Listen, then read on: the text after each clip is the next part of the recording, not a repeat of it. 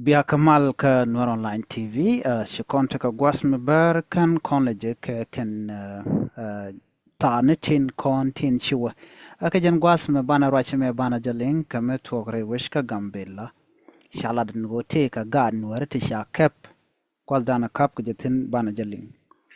Mi jirama jadid kan kono ni amre racha me di jogono jin nywaka nasin ko kien ko blerin kontin nonka ka Nuer Online TV bikan shamala shupkaji.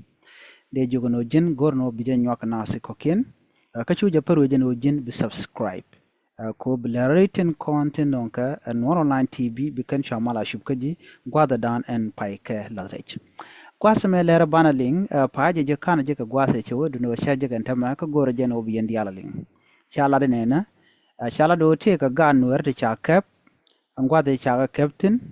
cha ka kep ka mara ke which amara ki Ethiopia chaga kep kan gata to ka kap ka dul gor ka ke university enten wini ngayenen go te ka kor to gan gwasmi antama ka jan gwasma shala ro nene kanetit content che ga Nuer to chiken ka kep ga dul gor ka shala do kan gor kan yu to shop ka 1 million birr gor kan yu ti 1 million birr to buy your pin anetin content gambela ko mo te chaga your pin chikan la do dong te ko mo dong de kan let ka chana kula tiji nene mi jirami mo te ka luang ko der na der ka luak ne to ko de ka lo jok ka gambela ko ka ne ten content na ka pre which in vinitin kam ka gan wari kim ngana Nuer tin tere dul gorka chi kala de nene go ne yoti 1 million bene ka kula loin kan gara tone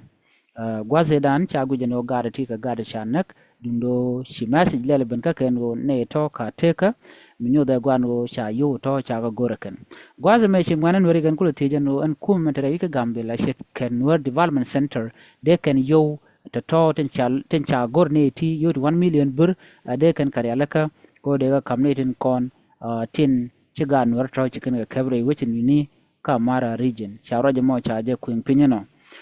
bana lerin kon tin lerudin ga kwida bana kalelin ka kor gwazan be gor jeno be nyo detail yal kor lerudien ka ta dana ci chiang mo jarod lat ka je en bi ataka mal nyo ga jagane ko kien bye bye